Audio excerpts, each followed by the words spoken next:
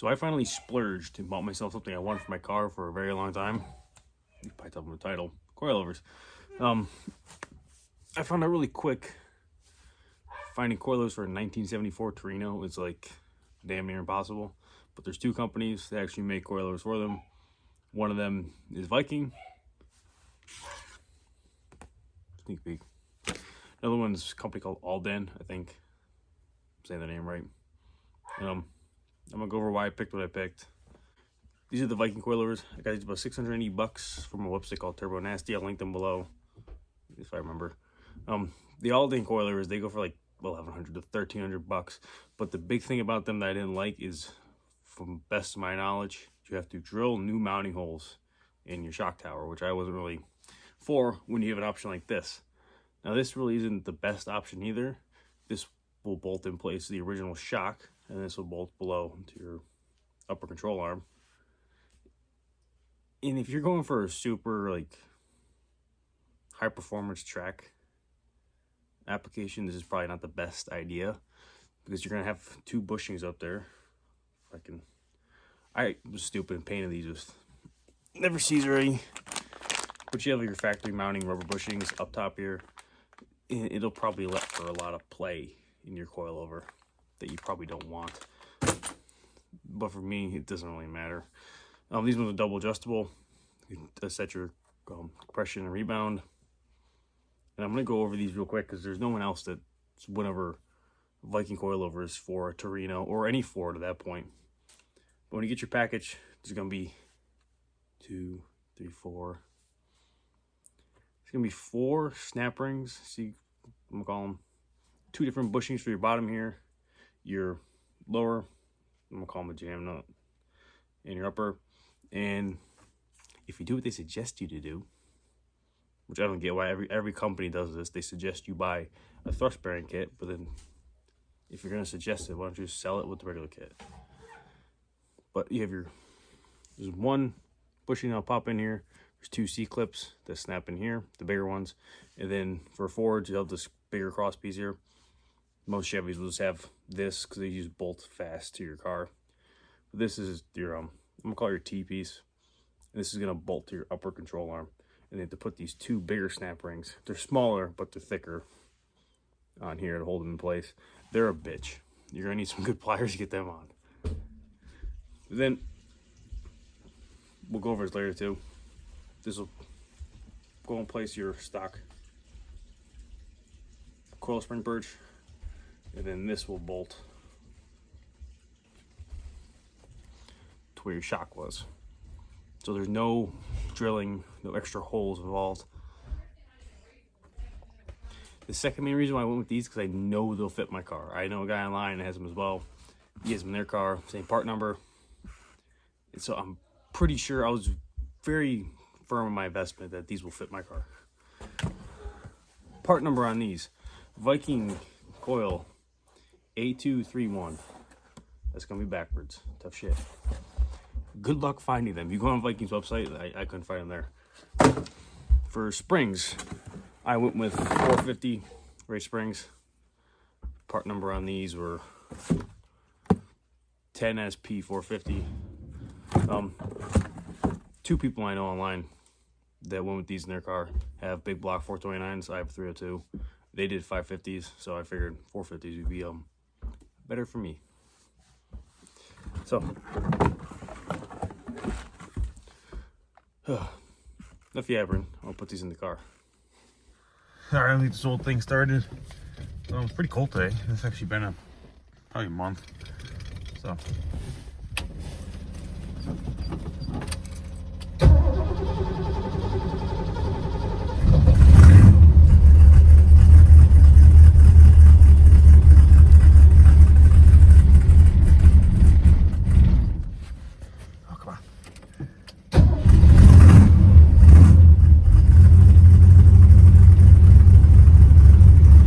About 30 something.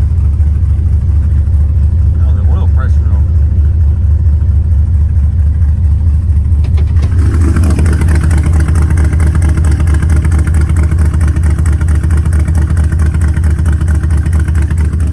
Alright, so what I'm gonna do first is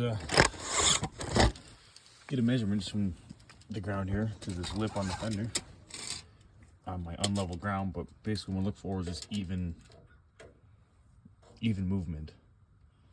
So that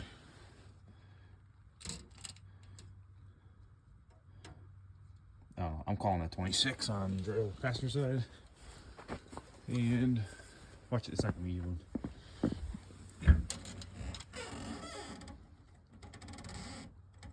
25 3/4. That's not in the car. I think it's just in my stall mats that I work on. So there's a base measurement, so then when we lower the car or do whatever we gotta do, we can put it back or evenly drop it down from that measurement. Then the back we'll worry about later. Alrighty, we're up on 6x6s here on these jack stands. I think these are just safer.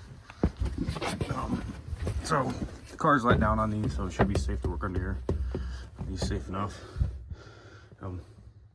Pretty simple. You're gonna do the shock here. There's 2 bolts, they're 1/2 inch, I think. Pop these off. Come on top here. Pop shock off. Pop top off here.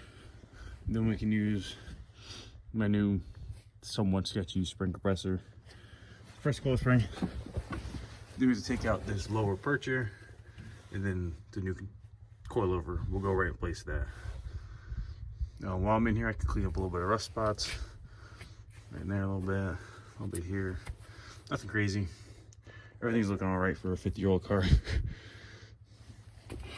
You're not doing too bad.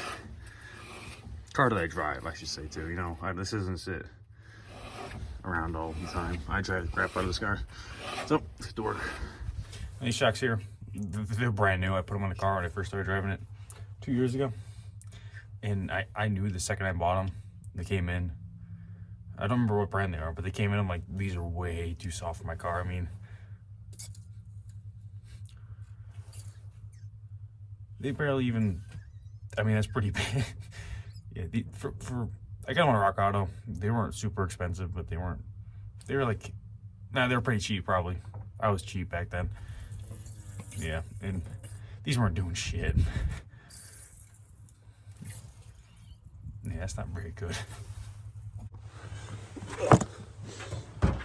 Alright, so I picked up this coil spring compressor set at Harbor Freight. It's a Matic set. I think it's the only one they actually sell. So we're gonna find out if these are good or not, if they kill me or not. So if these don't work good, I'm just not gonna bother with it and go rent a set, because you can rent them at any auto parts store. But these ones seem right. They have pins that should help you lock it in place better. The only thing I don't like is that there's 2 of them. Like, I wish they were just one unit, so you have to have 2. But we'll see. One thing you don't want to fuck around with is a coil spring. Alright, so this tool wasn't working how I wanted it to, or even expected it to. So what I did here is I drilled a hole in a steel plate. It's pretty thick, should hold. And I put both of these on one. These normally came with 2 of these. They were supposed to set side by side somehow and crank them both up. But I'm gonna see if I can get both on one and see if this works.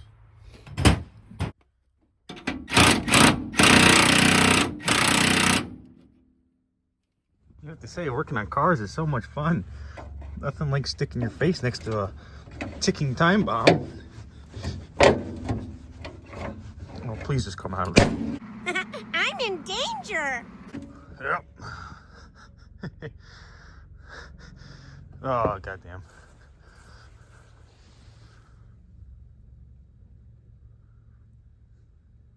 Well, that's not good. That was not fun. I didn't quite have all the tension off this spring, and when I hit the perch, it popped and then it wedged itself with the perch. But it came out. Oh, these are never fun. They're sketchy as hell. Oh, that's out. That's out. I just gotta clean up some of this mess. That'll be good to go.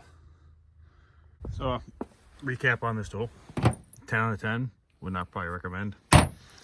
My problem is I don't live close enough to an auto parts store that I could like rent one and get it back to them in time. So I ended up buying this one. But if you live close enough to one, they have nicer ones. I ended up having to do this. I mean, not proud of it, but it worked.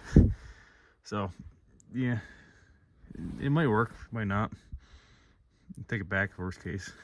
Now, well, thanks to the complete incompetence of like the entire world now, I couldn't get spring insulators, so I'm making my own. I'm not really going to show you that up close because they're not good. But there's something. I've seen guys wrap heater hose around the top too. I thought about doing that, but that just irritates me. So I got some rubber material here. I'm just cutting out to make a little gasket that'll sit on top. It'll do the job. But I wish I could get actual parts, but you know, supply chain issues. I got my makeshift insulator up in there. I think it's still there. Yeah, she's still there. Like this. Like this. I gotta clean that up first.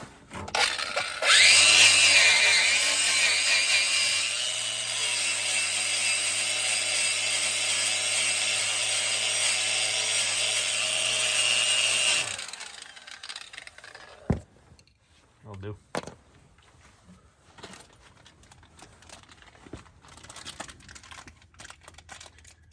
I'll make these bolts fit first too. I hope they do. Awesome. One coil shock.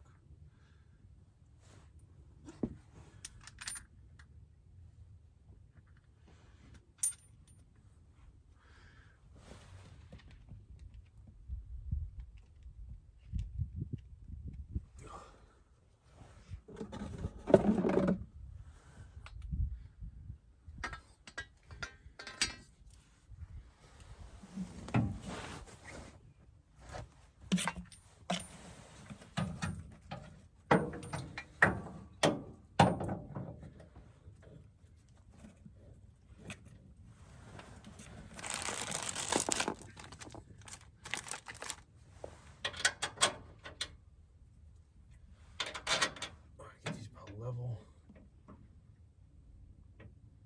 Oh, yeah, right there. Well, we got one side pretty much in. It's not locked down yet. It's not quite adjusted yet, but I'm gonna give everyone a forewarning. If you buy a kit like this, they don't send enough bolts. They send 2 bolts here, or two bolts here, or 2 lock nuts.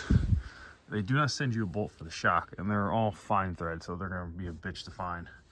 So I'm gonna end up just putting regular bolts on that side, leaving the 2 bolts that came with over here, because I have lock nuts to put on them, and stealing the extra bolt for the shocks, which sucks, but you gotta do what you gotta do. But she's in there. So as mentioned before, these are double adjustable shocks. You have your compression and rebound, and Viking sends you like a reference chart here. I mean, obviously they're fine tunable to whatever you want it to be. Drive a car, change them. But they also give you rear, front, just kind of in betweens to go with. So I'm not going for anything crazy here, but I am going for more of a handling. Don't really care about comfort, not autocross. So I'm gonna go 8 to 10, somewhere around there. Yep. And they're super easy. They're just 1, 2, 3. Set that back to 0. Super easy twist. All right, so here she is on the ground. I have it actually set right now, pretty much back to stock on both sides. Driver's side is actually 1/4 inch higher, but I'm not gonna worry about it. I basically wanted to see if this was gonna work at first, so that I can go ahead and start lowering the back, and then we can more just balance it out instead of just setting it to an actual set height. But I got the shocks cranked pretty, it's like middle ground right now, so they're pretty stiff. I like it though. For the back, I ended up ordering drop locks. It's not the best way to do it, but it's the cheapest way to do it. It's just a little spacer. It's gonna go in between the axle and the leaf spring. Push the axle up, back of the car drop down roughly 1 inch. And then, like I said, we can drop the front to match the back, keep it level. Because right now it's a little bit raked, like all muscle cars, a little bit like this. So if this is down like this, we have to go a full inch in front. But I'm not gonna show you that. That's boring. And yeah, I think they're pretty nice. Super easy to install. Hard part is getting the coils out. And hopefully I can get a set of matching Viking shocks for the back. They're expensive, but now that I have the good ones on the front, I think not buying the good ones for the back is just gonna make no difference, because the back's still allowed to flow weird. Well, the front's cranked up, it's gonna kind of counteract, you know. I'll link everything that I used down below in the description. I'll link the coilovers, and yeah, hopefully I'll do another video when it's actually down where I want it. But thanks for watching.